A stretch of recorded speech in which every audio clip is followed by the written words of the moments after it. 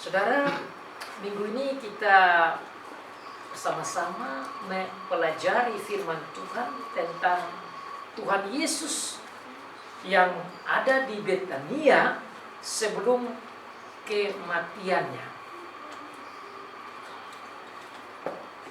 Yesus di Betania sebelum kematiannya. Kita akan melihat bagaimana dia diurapi, kemudian dia mau dibunuh, dan dia dielu-elukan. Dalam minggu ini kita akan melihat secara bersama bagaimana Tuhan mengizinkan peristiwa-peristiwa ini terjadi untuk kita belajar. Kita belajar dari anak-anak Tuhan merespon, melihat keberadaan Tuhan Yesus pada saat dia akan ditangkap, dipukul, dianiaya, menderita, bahkan kemudian dia akan disalibkan. Konteks dari teks kita sekarang ini adalah saat di mana sebentar lagi dia akan ditangkap.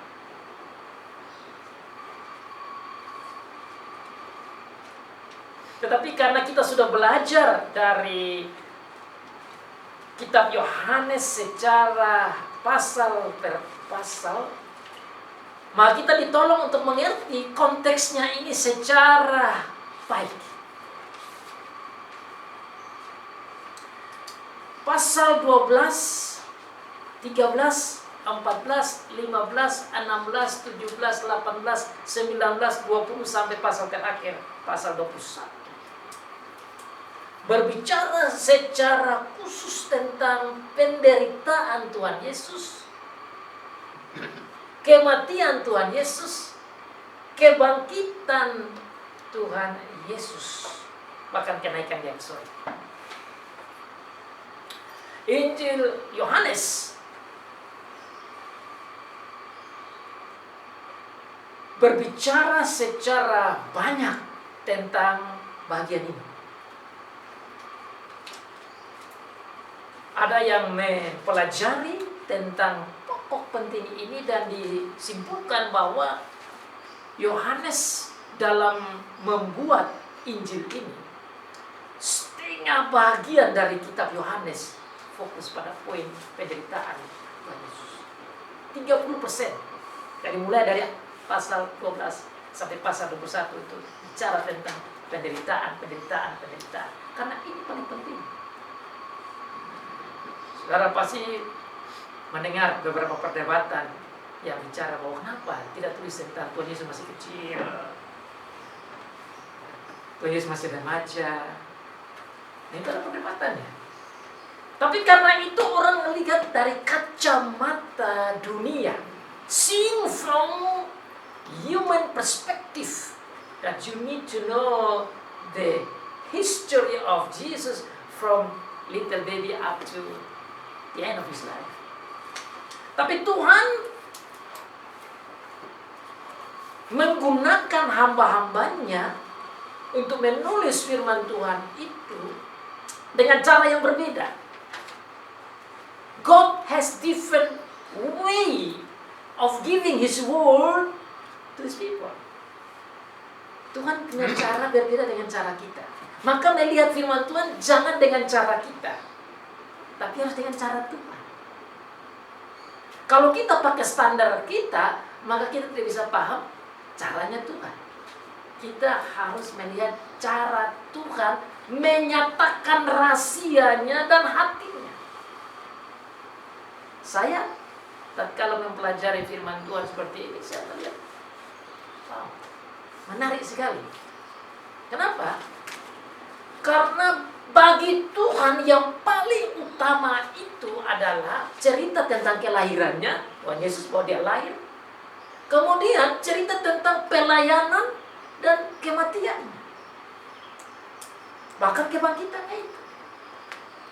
Maka kitab Yohanes 30% itu bicara tentang penderitaan, karena that is the point. Itu tujuan Tuhan Yesus datang. Kalau dia tidak menderita dan mati, Hopeless.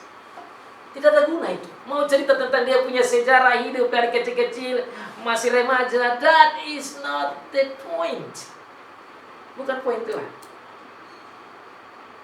Sehingga kitab Yohanes begitu banyak bicara dari pasal 12 sampai bagian pasal terakhir tentang penderitaan, kemudian kematian, kemudian kebangkitan.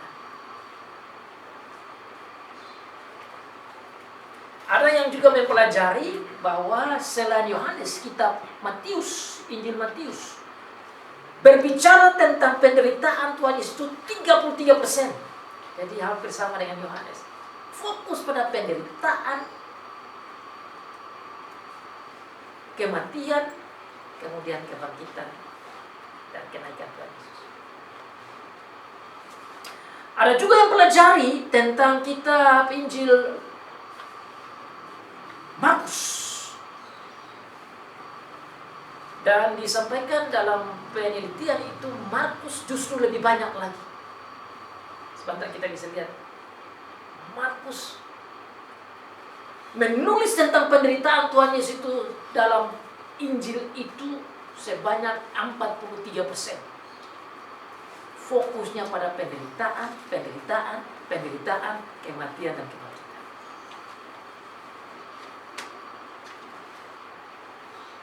Lukas lebih sedikit, dia sekitar 25%.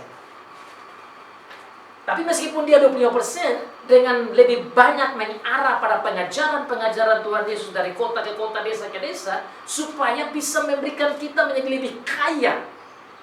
Bagaimana pelayanan demi pelayanan yang Tuhan Yesus buat, kemudian dia menggiring juga kepada penderitaannya, lalu kematiannya, lalu kebangkitannya, lalu kenaikan.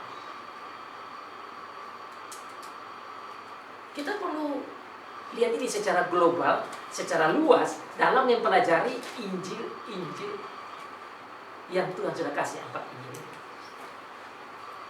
Oleh karena itu di awal pengajaran firman Tuhan hari ini, saya mau kasih pemahaman ini supaya kita melihat secara luas.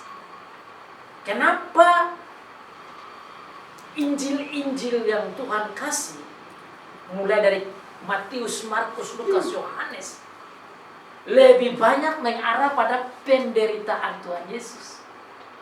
Karena that is the point. Karena itu tujuan Tuhan Yesus datang menjadi manusia, supaya dia bisa menderita bagi kita, supaya dia bisa mati bagi kita, supaya dia bisa bangkit bagi kita, supaya dia bisa naik bagi kita, supaya dia bisa menyelamatkan kita. That is the point. Ini adalah hal yang sangat penting sehingga Yohanes menulis begitu banyak tentang penderitaan Tuhan Yesus. Bahkan Markus.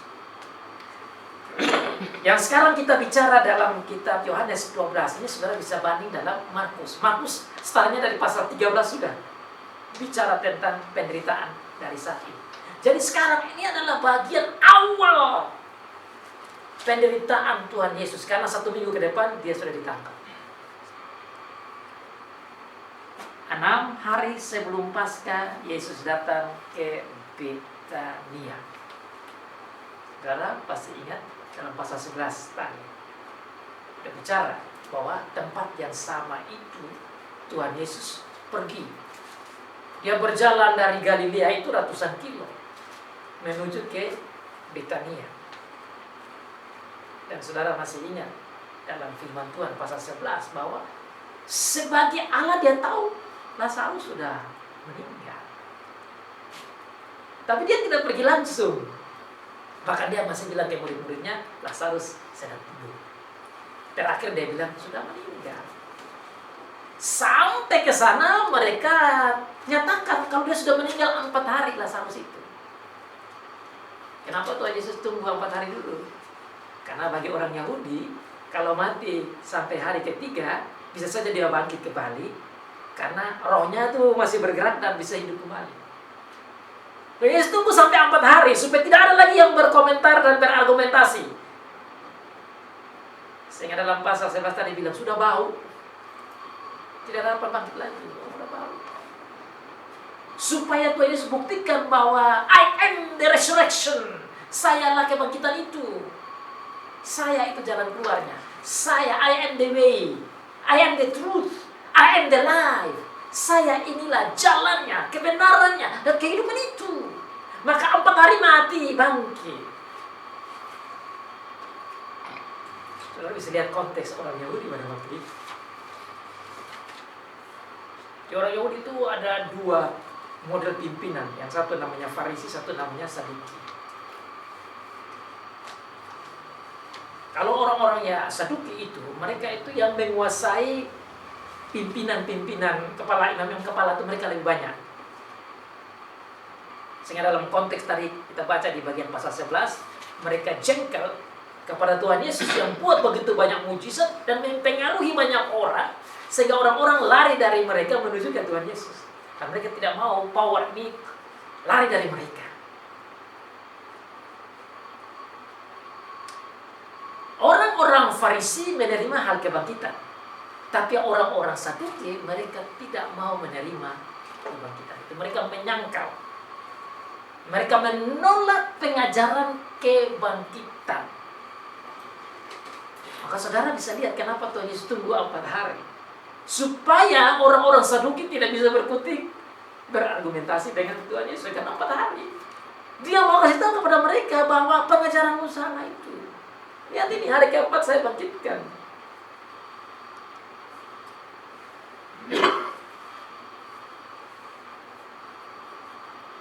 Dalam ayat yang sama dikatakan bahwa dia pergi ke Betania, tempat di mana Lazarus tinggal, Marta, Maria itu tinggal.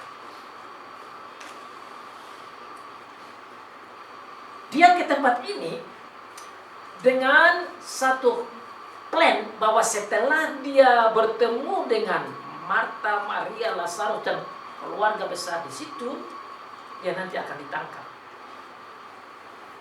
Dia sudah tahu itu. Bahkan dalam konteks pasal 11 dikatakan bahwa mereka harus pergi dan mereka siap mati bersama dengan Tuhan Yesus, karena Tuhan Yesus tahu akan ditangkap. Tetapi Tuhan Yesus pergi saja ke sana dan dia dijamu dengan semacam pesta. Ada yang melihat bahwa pestanya adalah pesta ucapan syukur karena Lazarus bangkit. Jadi mereka beramai-ramai makan bersama dengan Tuhan Yesus. Dan tatkala mereka makan beramai-ramai, saudara, konteksnya orang Israel itu sama kayak kita juga orang Indonesia.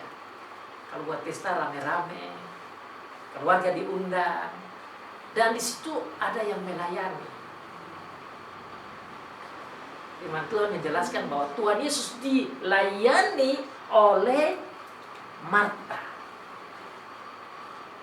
Di situ diadakan perjamuan untuk dia dan Marta melayani, sedang salah seorang yang turut makan dengan Yesus adalah Lazarus. Jadi Marta melayani kan saudara tahu, pasti dia pergi ambil makan, bawa ke Tuhan Yesus. Yesus makan, pergi ambil lagi, tambah lagi. Jadi itu cara budayanya begitu. Dan saya kira kita juga sama. Tatkala kita adakan pesta itu, kita bawa makan, kita layani. Dan Tuhan Yesus dilayani oleh Marta. Kalau saudara banding dalam kitab Injil yang lain, saudara masih ingat tatkala Marta melayani Tuhan Yesus dan Marta sedikit ngomel. Waktu Marta melayani Tuhan Yesus, Maria tidak pergi bantu. Maria duduk di kaki Tuhan Yesus dan mendengar pengajaran Tuhan Yesus. Terus Marta bilang, kenapa tidak suruh dia layani juga? Kan budayanya begitu, kesopanannya kan gitu. Melayani makan itu sangat penting, sangat menghormati. Tapi Maria tidak buat begitu. Dia duduk di kaki Tuhan Yesus. Dan saya ingin melihat poin ini karena ada 3 kali dalam firman Tuhan bicara tentang Maria di kaki Tuhan Yesus, termasuk konteks kita.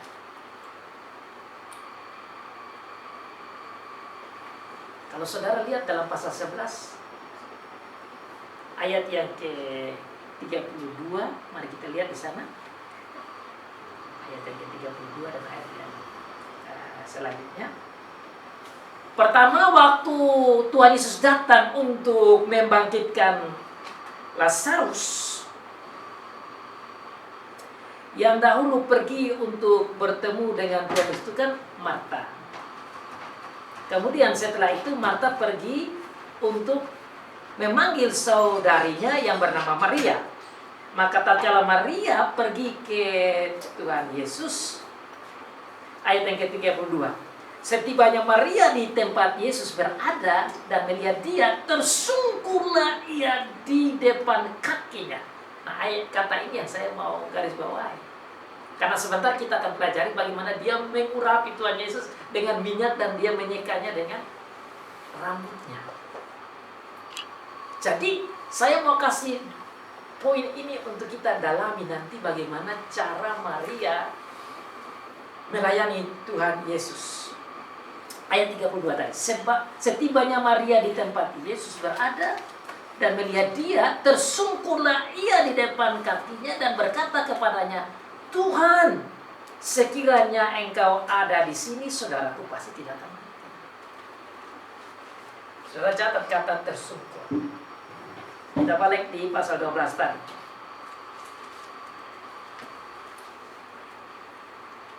Tatkala Marta melayani Tuhan Yesus dengan makanan, saudaranya laki-laki Lazarus juga makan, dan tentu ada orang-orang yang lain juga makan, karena dalam konteksnya dikatakan banyak. Mereka berarti ada banyak. Tapi fokusnya kepada Marta, kemudian Lazarus, kemudian ayat ketiga. Maka Maria mengambil setengah kati minyak narwastu murni yang mahal harganya, lalu menyeka kaki Yesus, meminyaki kaki Yesus dan menyekanya dengan rambutnya, dan bau minyak semerbak di seluruh rumah itu. Maria sekali lagi tidak ambil makan minum seperti Marta. Dia pergi ke Tuhan Yesus, dia bawa minyak wangi. Saya mau aplikasi dengan kehidupan kita. Saya tahu para ibu, bahkan ada laki-laki juga yang suka parfum, toh. Semakin wangi, semakin mahal. Ada juga yang pakai parfum murah juga.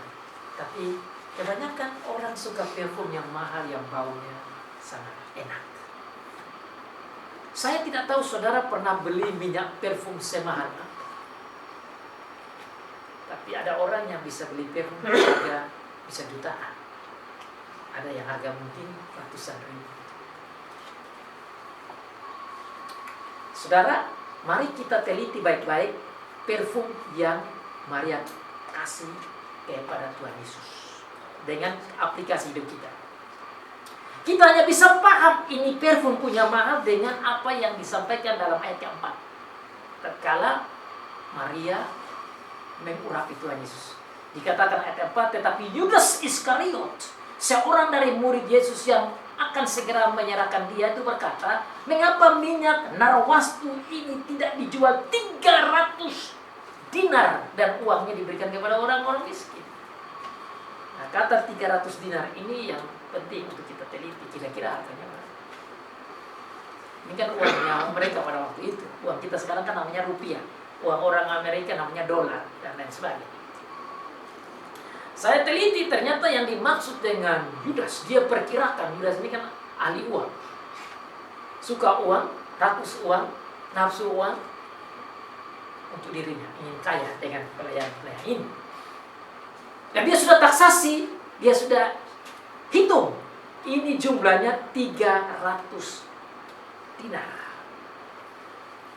Saya pelajari 300 dinar ini apa? Ternyata dalam studi 300 dinar ini sama dengan jumlah gaji selama 1 tahun. Kalau ada di sini gaji 5 juta tinggal kali 1 tahun, 10 bulan 50 juta. Tambah lagi 2 berarti 60 juta. Kalau gaji 5 juta. Tapi saya juga dengar ada di sini yang bisa gaji sampai 10 juta. Nah kalau 10 juta berarti kali lagi dengan 10, 100 juta. Tambah lagi 20, 120 juta. 1 tahun gaji.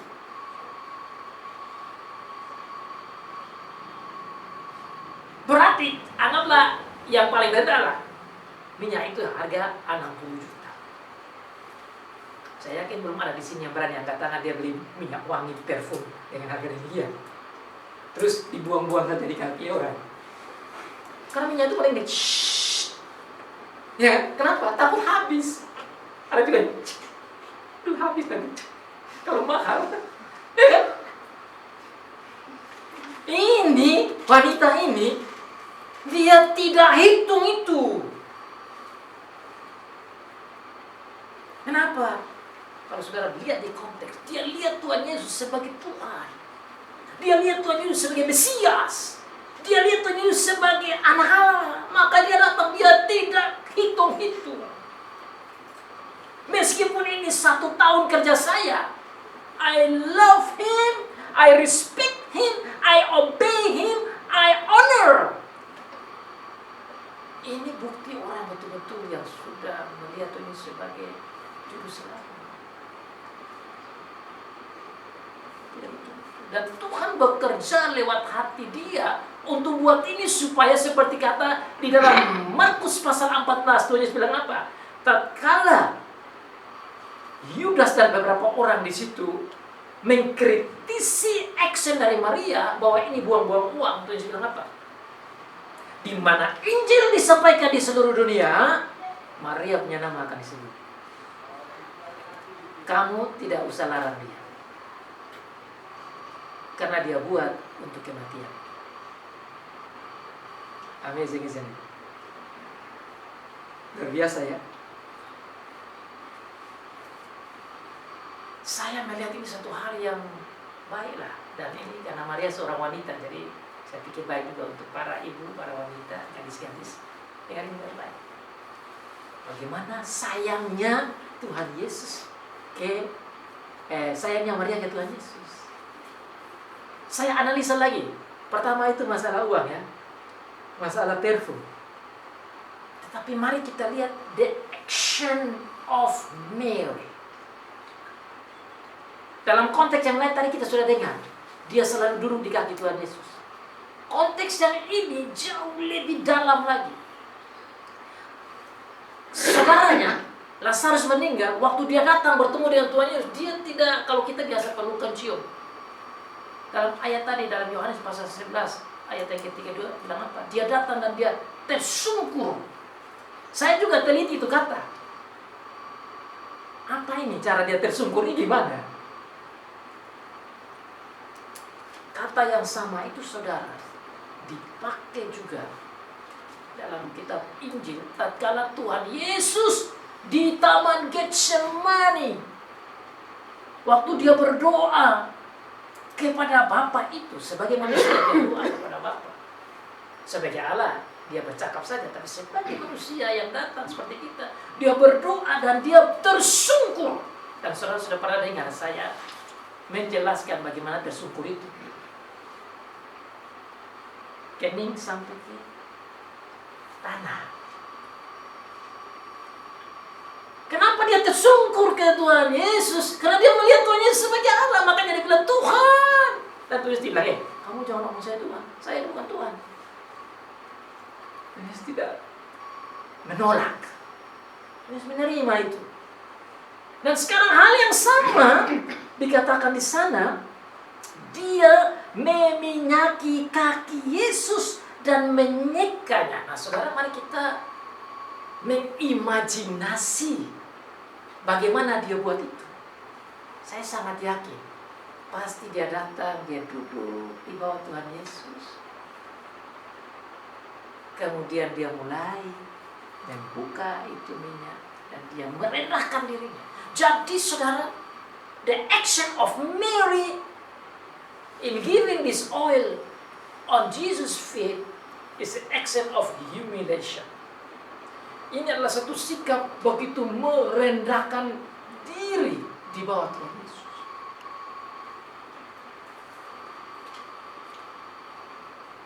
Saudara saudara, kalau di pesta, perempuan siapa yang dulu di kaki? Apalagi sudah setel. Masa mau dulu di kaki sudah setel, bagus-bagus, sudah dicermin setengah jam, rambut dibuat begini. Ini kadang-kadang dia pakai bagus-bagus, dia pergi, pulang lagi ke cermin lagi. Itu cukup lama tuh bagi menikah. Karena dia mau menampilkan diri cantik, menarik. Kita lihat di sini, ini saya bilang kembali kepada para gadis, para wanita. Betapa pentingnya merendahkan diri di hadapan Tuhan ini Maria ini. Luar biasa. Ini karena hatinya, bukan karena budaya. Karena yang dia buat ini tidak semua perempuan buat begitu di sana. Sudah setel baik-baik untuk pesta, datang dulu di kaki Tuhan Yesus. Bukan saja duduk saudara, minyak yang mahal itu ditumpahkan di kaki Tuhan. Masih dia kerja berat itu kalau bisa dapat minyak itu. Tapi dia ambil sesuatu, anggaplah bahasa Inggris bilang the best of the best. Yang terbaik itu dia kasih ke Tuhan Yesus. Saudara, kita belajar bagaimana kita mau kasih the best of the best for our Lord. Dia kasih yang the best, tapi cara kasihnya yang the best, yang terbaik itu dengan cara duduk di bawah Tuhan Yesus.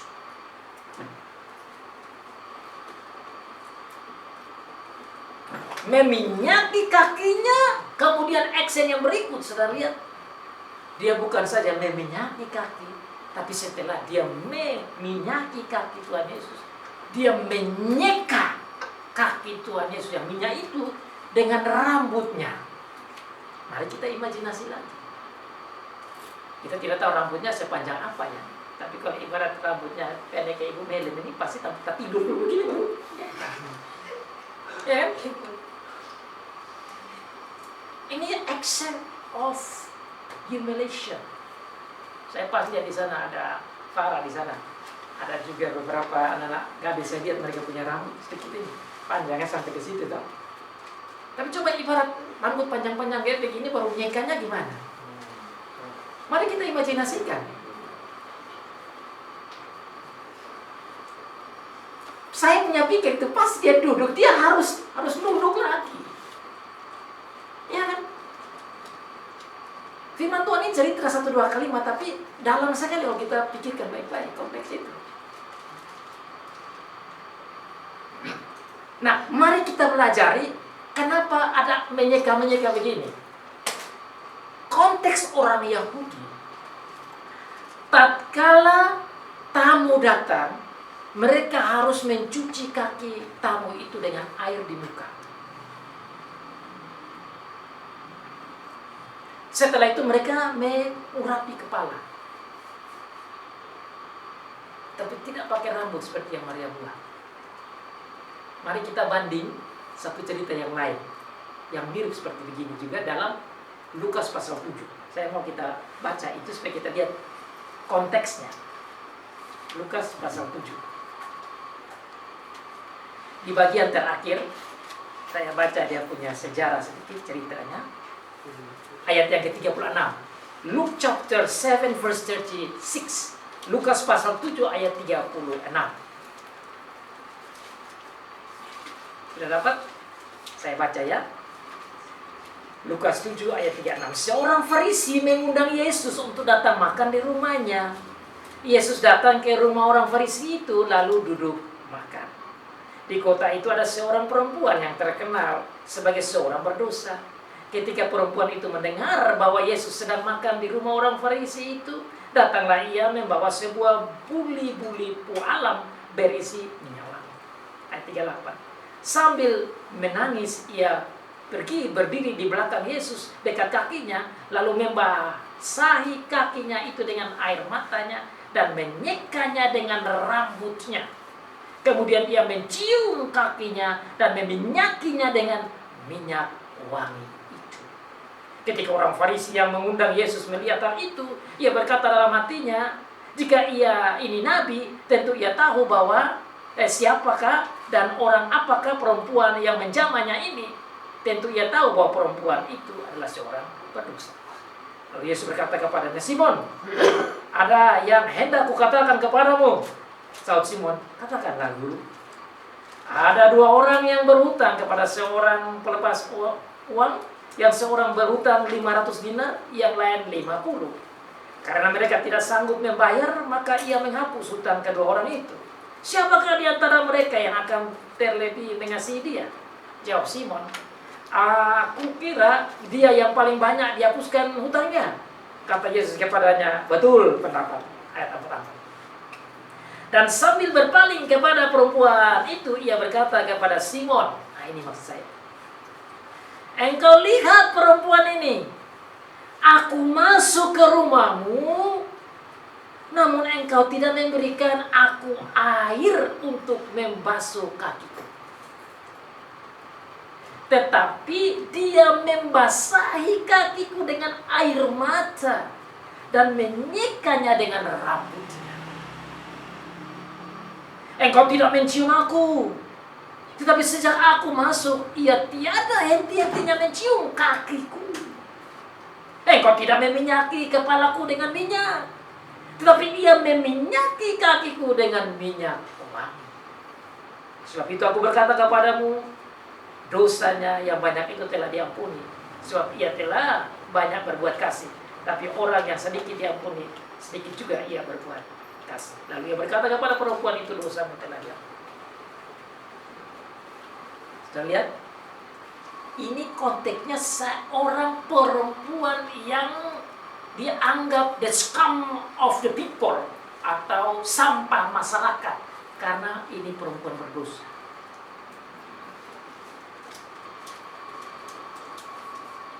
Jadi sikap mencium kaki, sikap merendahkan diri di bawah kaki, sikap membawa minyak wangi dan ditaruh ke kaki Tuhan Yesus, dan menyeka dengan rambut, itulah sikap seorang perempuan yang tahu betapa banyaknya dosanya itu. Maria buat hal yang sama, yang jarang dibuat oleh para wanita pada waktu itu. Jadi Maria menaruh dirinya seakan-akan dia penuh dengan dosa. Dia menaruh dirinya seakan-akan dia ini tidak berharga. Sekaligus dia melihat Tuhan Yesus sebagai Allah yang ajaib, sebagai Tuhan yang bisa menerima ini, penyembahan ini, pelayanan. Makanya tadi saya sampaikan 3 hal penting itu. Maria duduk di kaki Yesus, Maria menyembah Yesus waktu dia punya saudara meninggal, dan sekarang dia buat lagi yang sama. Kalau bukan dia percaya Tuhan Yesus dan melihat Tuhan Yesus sebagai Mesias, tidak mungkin dia buat ini. Makanya dalam pasal 11 dikatakan, saya percaya engkau adalah Mesias, anak Allah. Dia katakan begitu, dan Tuhan Yesus tidak melarang. Kalau Tuhan Yesus bukan anak Allah, tidak, kamu jangan buat begitu, saya bukan anak Allah. Tapi Tuhan Yesus menerima itu. Jadi saudara, kita boleh belajar dari poin pertama ini. Maria punya sikap yang dibuat oleh Tuhan, dan hatinya begitu lembut dan begitu rendah, dan melayani Tuhan Yesus dengan minyak yang berharga 1 tahun gaji. Dan action dia itu disampaikan di mana-mana tatkala kita mengkhotbahkan ayat-ayat ini. Sekaligus Tuhan Yesus katakan bahwa dia menyiapkan perjalanan Tuhan Yesus menuju pada kematiannya. Yang lain, Yudas, itu berbeda. Kita lihat dalam ayat selanjutnya. Tetapi Yudas Iskariot, seorang dari murid-murid Yesus yang akan segera menyerahkan dia, berkata, mengapa minyak narawastu ini tidak dijual 300 dinar dan uangnya diberikan kepada orang yang miskin? Ayat 6. Hal itu dikatakannya bukan karena ia memperhatikan nasib orang-orang miskin, melainkan karena ia adalah seorang pencuri. Ia sering mengambil uang yang disimpan dalam kas yang dipegangnya. Maka kata Yesus, biarkanlah dia melakukan hal ini mengingat hari penguburanku. Karena orang-orang miskin selalu ada pada kamu, tetapi aku tidak akan selalu ada pada kamu. Maria menjalankan pelayanan, melayani Tuhan dan melihat Tuhan Yesus sebagai Tuhan dan Mesias. Yudas, dia tidak lihat Tuhan Yesus seperti itu.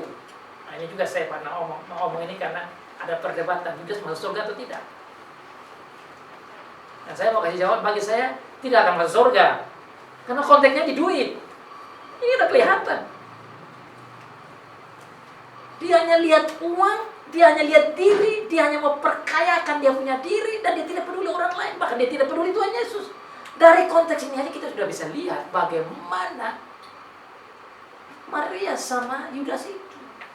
Dan dalam ayat selanjutnya, kalau saudara banding di dalam Markus pasal yang ke-14, setelah action ini, setelah dia mau dapat uang 300 dinar ini, langsung dia pergi ke orang-orang pemimpin Yahudi untuk bersepakat untuk nanti membunuh Tuhan Yesus.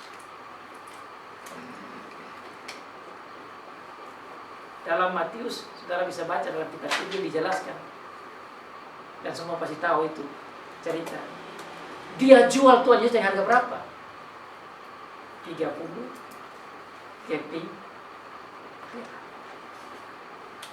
Yudas ini arahnya ke duit terus. Tadi dilihat duit di sini, dia pegang duit lagi. Dia anggap dia tuh sebagai sekarang bendahara itu. Dan kalau saudara baca di dalam kitab Lukas ya, dijelaskan sana ada banyak wanita-wanita kaya yang kasih uang untuk Tuhan Yesus bisa adakan pelayanan dengan murid-muridnya. Dan Yudas ini yang pegang duit uang-uang. Dia tidak rasa cukup. Setelah peristiwa ini, dia pergi ke pemimpin-pemimpin Yahudi untuk bersepakat tangkap Tuhan Yesus itu. Dan saya mau lihat di konteks 30 keping perak dibanding dengan 300 dinar. Saya juga pelajari 30 keping perak itu kira-kira berapa ya? Kan asik kita bawa ke dunia sekarang. Kan kita hanya hafal 30 keping perak, tapi harganya berapa itu? Saya sukanya cari tahu begitu. Dalam studi dipelajari bahwa 30 keping perak itu sama dengan gaji 120 hari. Jadi 4 bulan ya. Karena kalau 1 bulan 30 kali 4 kan 120 kan. Dia jual Tuhan Yesus hanya dengan gaji upah 4 bulan. Maria membawa minyak wangi dengan gaji 1 tahun. Dan ini seorang perempuan.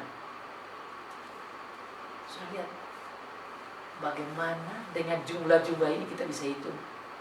The love, dan kita bisa lihat dalamnya cinta kasih orang yang percaya Tuhan Yesus. Orang yang percaya Tuhan Yesus, dia ready to serve, ready to obey, ready to be sacrificed, ready to give. Kalau orang sudah lihat Tuhan Yesus sebagai juru selamat, dia rela untuk mengorbankan hidupnya, dirinya, uangnya, tenaganya, pikirannya, hatinya, semuanya itu. Itu yang kita lihat di Maria. Itu yang saya harap kita mendengar khotbah ini kita harus juga nyatakan yang sama. The expression of love of you to God is how you serve. Tidak hitung-hitung. Yudas di pihak yang lain, dia bukan ambil uang untuk melayani, tapi dia ambil uang untuk memiliki. Dan saya gunakan 2 kata yang sangat penting. Saudara catat baik-baik ini. Orang yang percaya Tuhan selalu siap. Bahasa Inggrisnya lebih senang saya pakai kata itu. Ready to serve. To serve. Bukan ready to be selfish. Serve artinya melayani, selfish artinya diri. Dua orang ini menunjukkan bagaimana reaksi kepercayaan iman kepada Tuhan. Maria siap melayani, Yudas Iskariot siap untuk memiliki selfish. Fokus dia dirinya sendiri, bukan Tuhan. Maka dia tidak peduli Tuhan Yesus mau mati, ya mati. Dan dia tidak peduli dia mengkritisi sikap dari Maria di depan banyak orang. Mari saudara kita memperhatikannya dengan perasaan seorang wanita. Maria sudah merendahkan diri di depan dia. Ini kan banyak orang. Kalau saudara baca di dalam Markus pasal 14, itu dijelaskan ada banyak orang. Banyak orang juga akhirnya merasa bahwa ini sikap yang tidak masuk akal, buang-buang uang saja. Yudas mengkritisi Maria di depan begitu banyak orang supaya dia bisa dapat. Kata-katanya itu seakan-akan membangun gereja. Seakan-akan itu spiritual. Nah ini saudara, kadang-kadang terjadi begitu. Orang yang selfish itu, dia membuat action strategi seakan-akan melayani, tapi untuk diri dia. Yudas ini bikin begitu. Kan dia bilang, untuk apa buang-buang uang? Kenapa tidak jual saja? Kenapa tidak kumpul uang untuk melayani orang miskin? Ini kan spiritual sentence. Ya, ini bahasa rohani sekali. Ini bahasa membangun kerajaan Allah ini. Ini bahasa yang sangat rohani. Maka ada orang juga yang setuju. Dan mereka juga semacam kecewa dengan sikap Maria itu. Tapi luar biasa Tuhan Yesus katakan dalam ayat yang tadi kita baca, ayat yang ke-8. Dikatakan di sana. Ayat yang ke-7 pertama. Maka kata Yesus, biarkanlah dia melakukan hal ini, mengingat akan penguburanku. Karena orang-orang miskin selalu ada pada kamu, tapi aku tidak akan ada selalu ada pada kamu. Tuhan Yesus mengangkat Maria. Tuhan Yesus mendefense Maria. Tuhan Yesus menolong Maria untuk Maria menjadi kuat. Karena dia dihancurkan, dikritisi oleh Yudas sebagai bendahara. Sekaligus ada orang-orang yang di situ merasa yang sama juga dengan Yudas punya pikiran itu. Sudah lihat kok, kadang-kadang di gereja bisa terjadi perdebatan.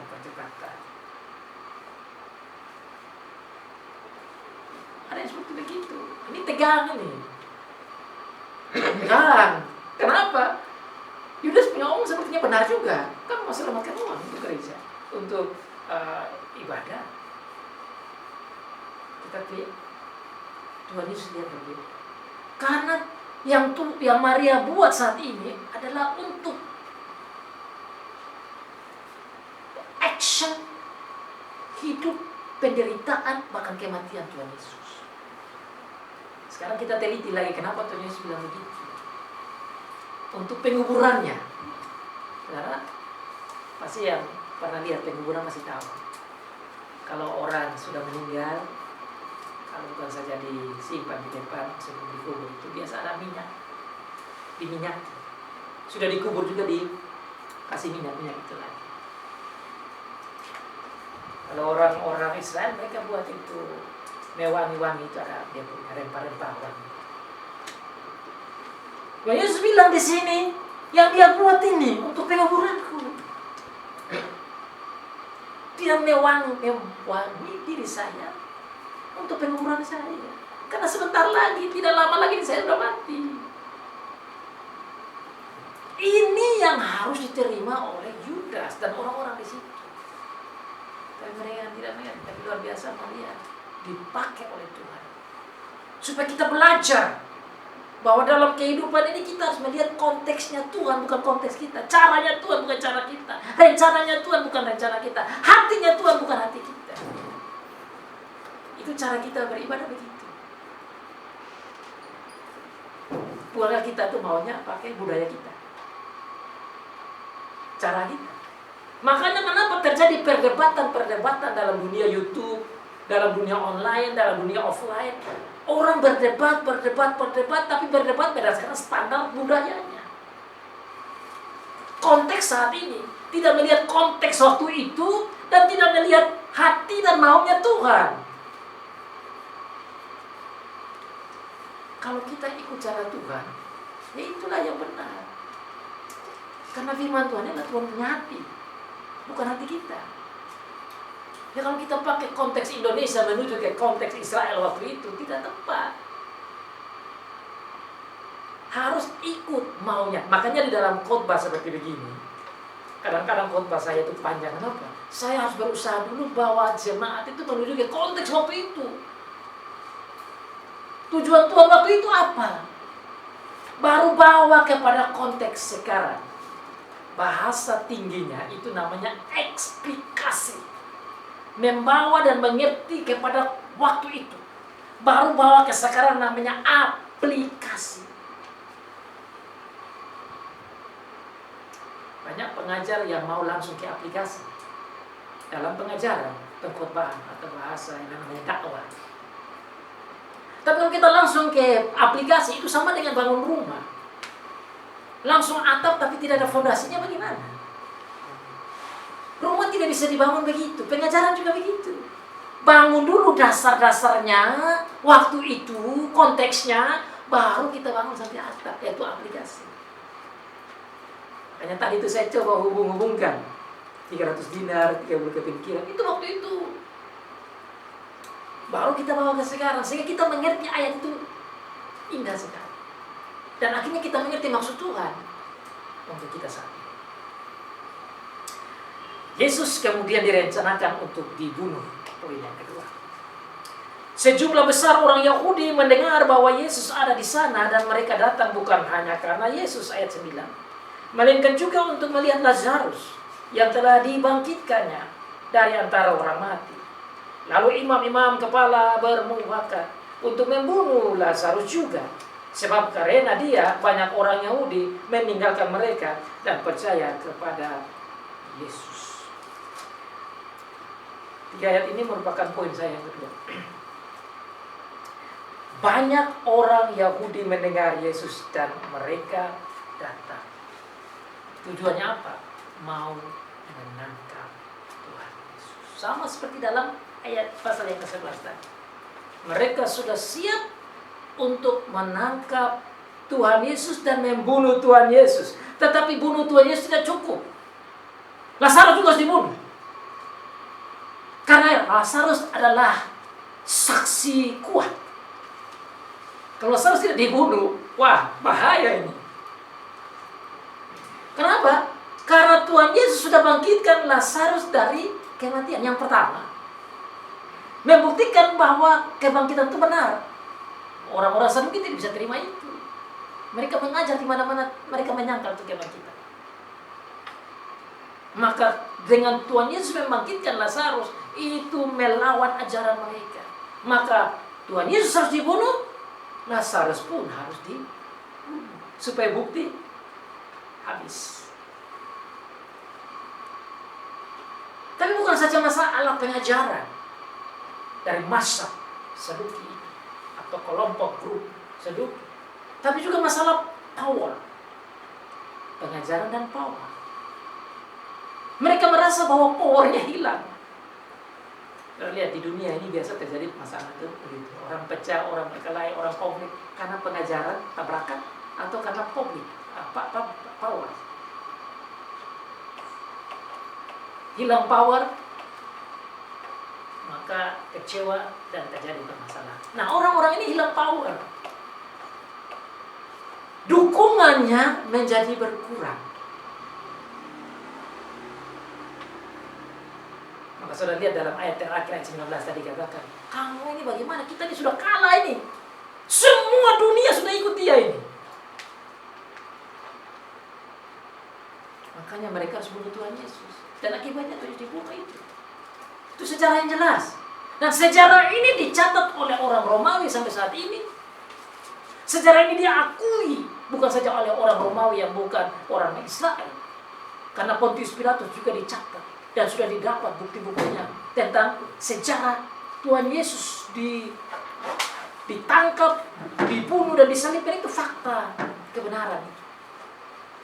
Dicatat oleh orang Romawi, bangsa Romawi, dan dihakimi oleh bangsa Romawi, tapi juga diakui oleh orang Yahudi. Dua grup besar. Selain Romawi, Yahudi juga diakui oleh orang-orang Katolik. Waktu itu kan rame-rame waktu itu masih gereja Katolik atau gereja umum, gereja am. Gereja Kristen waktu itu namanya gereja am atau Katolik. Tapi bukan saja Katolik, dalam Katolik waktu itu yang ramai atau gereja umum, gereja am, itu juga ada Kristen di dalam. Nanti banyak sekali itu dia punya sejarah. Kristen Ortodoks, Katolik Ortodoks, Anglikan, macam-macam. Tapi itu semua dalam satu kelompok yang menerima fakta ini. Jadi fakta sejarah tentang penderitaan dan kematian Tuhan Yesus tidak bisa disangkal karena kelompok yang lebih besar. Kenapa saya omong ini? Karena ini juga terjadi perdebatan. Sebagai pengajar perlu sampaikan supaya kita bisa menjawab orang secara aktual, faktual, dan berdasarkan data, sejarah historisnya. Dan dalam kitab suci, dalam Injil cerita ayat per ayat secara kronologis, dan bahkan tadi saya bilang, kenapa lebih dari 30% poin ini dicatat oleh para penginjil, Matius, Markus, Lukas, Yohanes, karena this is the core, ini paling penting. Kayaknya di awal khotbah tadi saya sampaikan, ini paling penting. Tidak pernah boleh kita tidak pahami, fokusnya ke sini. Maka bagian kedua, Yesus mau dibunuh ini perlu juga kita renungkan. Oleh siapa? Yang oleh pimpinan-pimpinan ini. Kenapa pimpinan-pimpinan ini mau begini? Karena power itu, karena pengajaran itu. Dan kenapa mereka tidak melihat seperti banyak orang yang lain?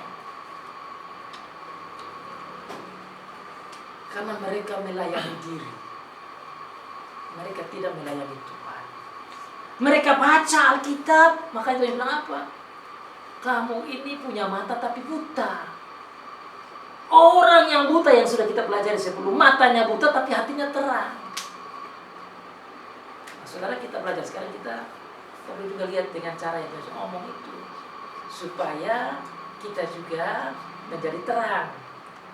Makanya ada lagu toh, Amazing Grace, how sweet the sound, I was blind, but now I see. Ya, Amazing Grace, how sweet the sound. Jadi lagunya itu bilang luar biasa. Saya dulu buta, sekarang saya lihat. Orang-orang ini, mereka matanya terang tapi buta. Sudah lihat nyata-nyata.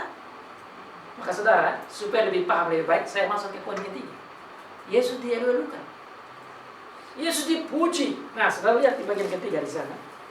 Keesokan harinya ketika orang banyak datang merayakan pesta, mendengar bahwa Yesus datang di tengah jalan menuju Yerusalem, mereka mengambil daun-daun palen dan pergi menyongsong dia sambil berseru, Hosana, diberkatilah dia yang datang dalam nama Tuhan Raja Israel. Itu statement penting sekali, yang berbeda dengan apa yang dibuat oleh orang-orang pimpinan-pimpinan, imam-imam, kepala-kepala imam.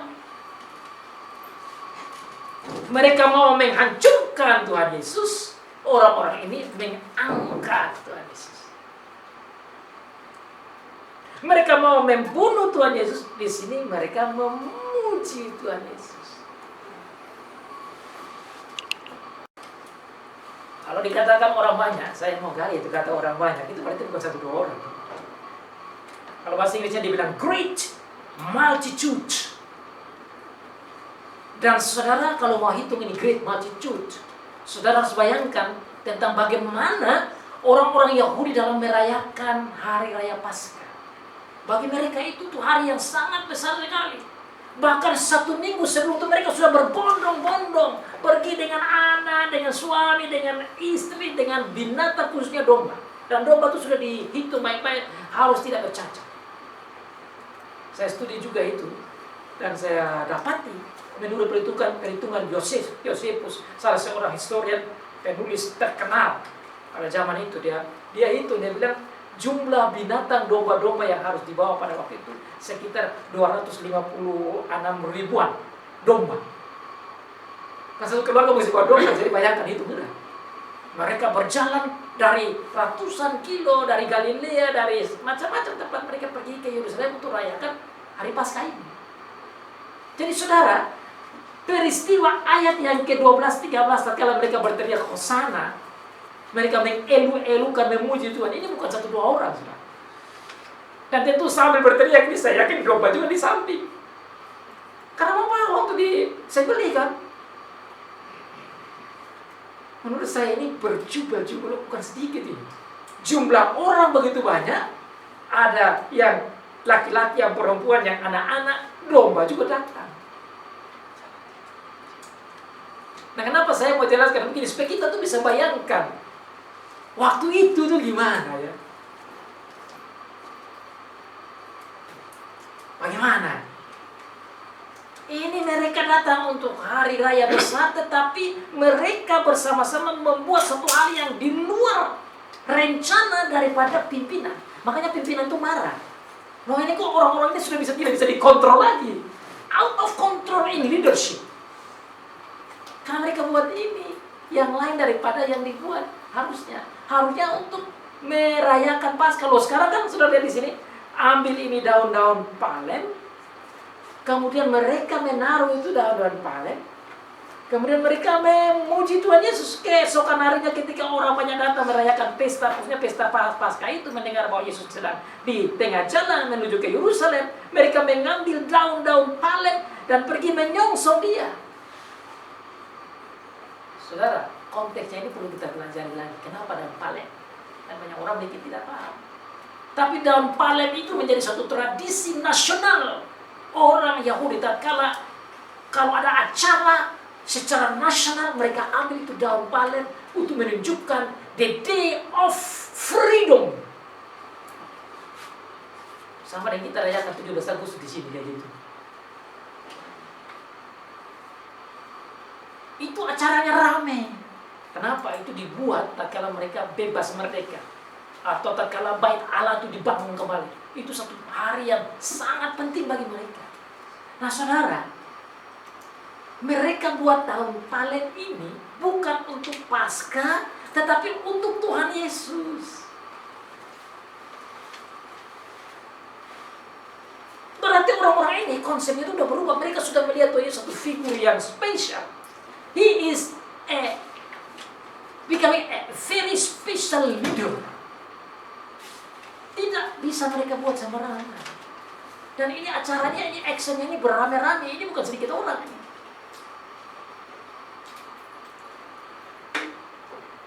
Jadi mereka sudah lihat Tuhan Yesus beda dengan sebelumnya. Kenapa mereka melihat Tuhan Yesus seperti begini dan buat seperti acara nasional tanpa dipimpin, tapi terjadi?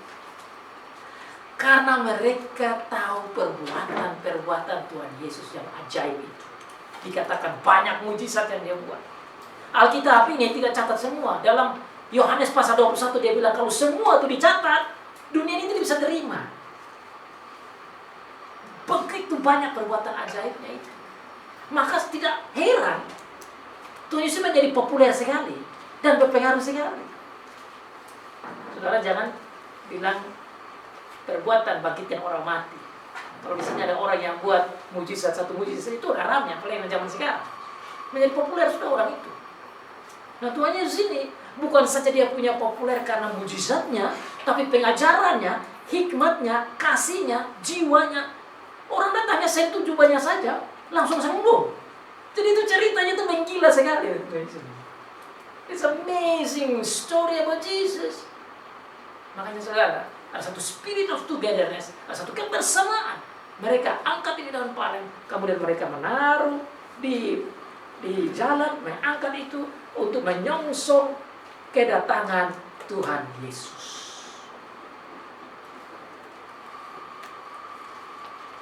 Mereka melihat Tuhan Yesus dengan statement yang ada di sini sebagai raja. Saudara ingat baik-baik tadi, Tuhan Yesus dilihat sebagai manusia biasa, sebagai nabi saja, sebagai pengajar saja, sebagai rabi saja. Sekarang berubah menjadi Raja Israel. Bahkan mereka mengangkat nyanyian ini bukan asal-asal dinyanyikan, tetapi nyanyian ini diangkat berdasarkan nubuat yang sudah dibuat oleh Tuhan ribuan tahun lalu. Mazmur 118.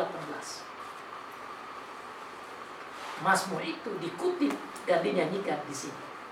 Kita lihat Mazmur 118, saudara bisa lihat, kita bukan orang Yahudi, sehingga tidak bisa paham bagaimana hal-hal seperti itu dibuat. Mazmur 118, bagian yang terakhir, ayat yang ke-26. Diberkatilah dia yang datang dalam nama Tuhan. Kalimat yang sama, lagu yang sama dinyanyikan oleh mereka ribuan tahun setelah Mazmur ini dibuat. Ini adalah nyanyian tentang Mesias punya datang. Dan saudara tahu, dalam Mazmur ini, saudara lihat di Mazmur itu, ayat 26, nama Tuhan ditulis dengan huruf besar. Dan saudara mungkin pernah dengar yang saya jelaskan. Tuhan huruf besar itu sebenarnya namanya Allah Yahweh.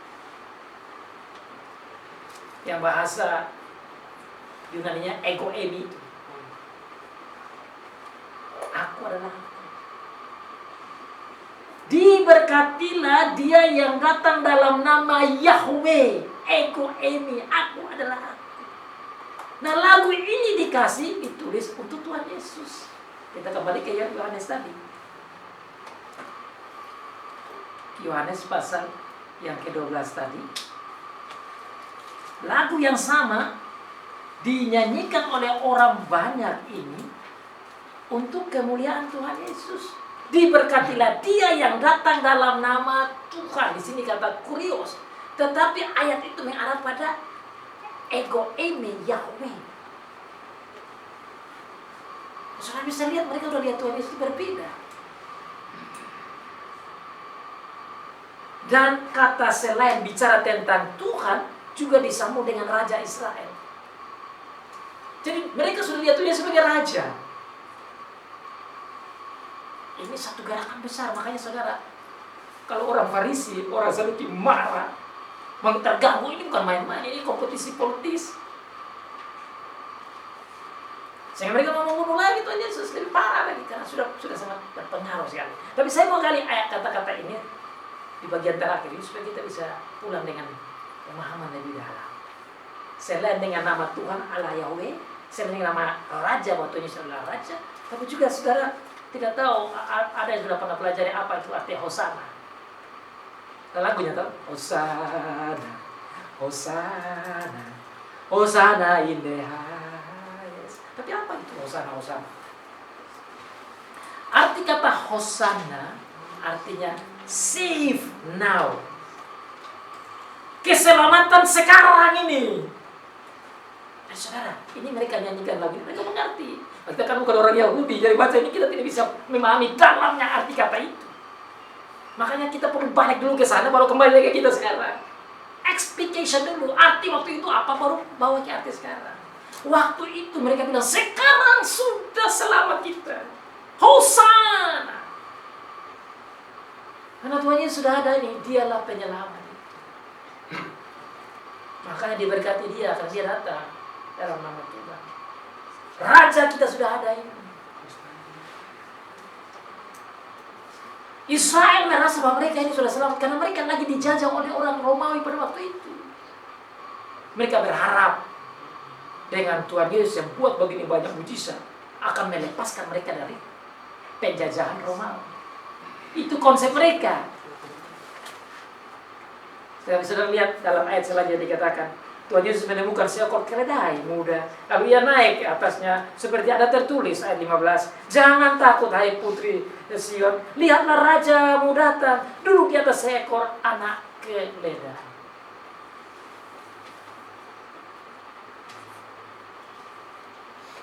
Saudara, ayat ini diambil dari Zakaria pasal 9 ayat 9. Yang Tuhan Yesus omong ini. Zakaria pasal 9 ayat 9. Tuhan Yesus mau buktikan kepada mereka yang sudah dibicarakan di dulu itu, sekarang saya genapi ini. Saya ini. Kamu jangan ragu-ragu lagi, hai putri Yerusalem. Jangan kamu takut. Saya ini datang. Saya ini yang genapi itu. Zakaria pasal 9 ayat 9 itu. Makanya kita harus lihat kacamata begitu juga. Seakan-akan kita orang Yahudi. Seakan-akan kita orang Israel waktu itu. Tapi kan kita bukan. Maka perlu kita lihat pemenuhan Allah dalam janjinya.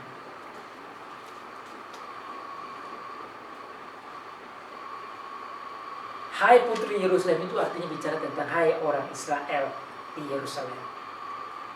Lihat rajamu datang. Tuhan Yesus datang. Tapi Tuhan Yesus bilang dia raja. Ini rajanya beda dengan yang mereka pahami. Bukan raja politis. Tapi ini raja spiritual. Maka saudara lihat yang dia naik itu seekor keledai. Keledai. Nah, ada yang tahu ya, keledai itu beda dengan kuda. Modelnya sama, tapi bentuknya beda. Kalau bahasa Inggris mungkin kalau bilang poni itu kuda yang mungil saja. Bukan kuda yang besar siap untuk perang. Raja politis, mereka naik kuda yang siap lari kencang. Ya, siap perang. Itu raja politis yang naik kuda seperti begitu. Tapi Alkitab catat di sini dia mendapati keledai dan dia naik itu keledai yang kuda kecil itu, yang manis itu, untuk memenuhi Zakaria 9:9. Tapi kita harus belajar apa artinya dia naik keledai itu. Bukan kuda yang besar yang siap lari. Karena dia datang sebagai raja penuh damai. Keledai itu kan asik saja kan. Manis.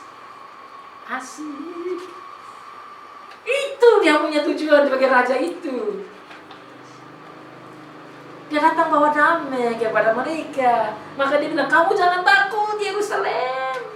Hai putri Sion, rajamu datang duduk di atas seekor keledai. Murid-muridnya tidak paham ayat yang ke-16. Apa maksudnya? Tidak mengerti. Seperti kita juga tidak paham.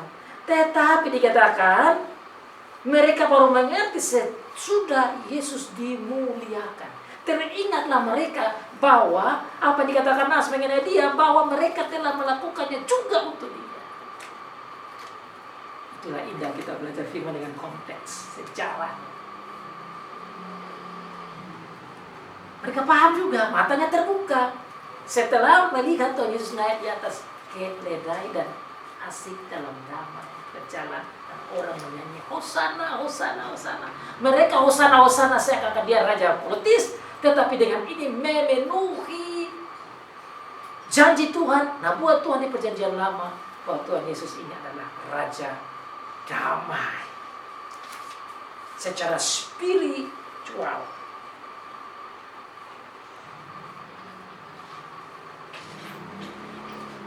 Maka terjadi dua pemahaman yang bisa kita lihat. Ada yang lihat dia secara politis dan juga Tuhan Yesus mengarahkan secara spiritual. Orang banyak bersama-sama dengan dia ketika ia memanggil Lazarus keluar dari kubur itu dan membangkitkannya di antara orang mati, memberi kesaksian tentang dia. Sebab itu orang banyak itu pergi menyongsong dia karena mereka mendengar bahwa ia yang membuat mujizat.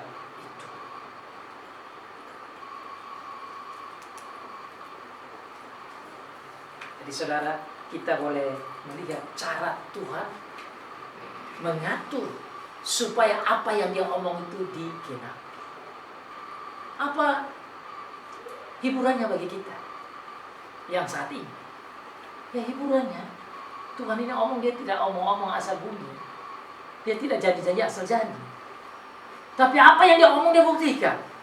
Dia janjikan, dia nyatakan. Jadi begini banyak hal yang terjadi ini saudara, membuktikan betapa Tuhan kita itu setia. Maka kita kalau percaya Tuhan jangan kita percaya dan ragu-ragu. Karena ini jelas.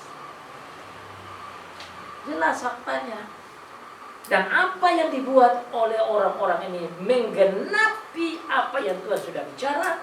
Dan memang ini jelas dialah adalah Raja itu, Mesias itu, Juru Selamat itu, demi untuk keselamatan kita. Ayat terakhir, orang-orang Farisi tadi itu mereka menjadi kecewa dan terakhir mereka nanti setelah itu minggu depan sudah bisa lihat mereka perlahan-lahan bersiap untuk menampak dan menjadi Tuhan Yesus. Tapi dengan memahami ini, saudara, kita lihat tujuan daripada Tuhan dalam memberikan berita ayat-ayat ini hanya mau memberikan kita mengerti bahwa the core, the point, the culmination, climax of the coming of Jesus is actually for suffering, death on the cross, and resurrection. Bahwa tujuan Tuhan Yesus datang yaitu arah kepada penderitaannya, kematiannya, kebangkitannya, dan kenaikan. Maka itu kita akui dalam kehidupan statement of faith kita. Mari kita pulang dan ingat apa yang Tuhan buat, seperti Maria yang buat. Melayani Tuhan, service not selfish. To praise not to curse. Kita melayani bukan untuk diri tapi untuk Tuhan, dan kita jalankan itu dengan seluruh hati sebagai ucap syukur kita kepada Tuhan yang sudah datang, lahir, menderita, mati, dan bangkit dari kehidupan. Amin.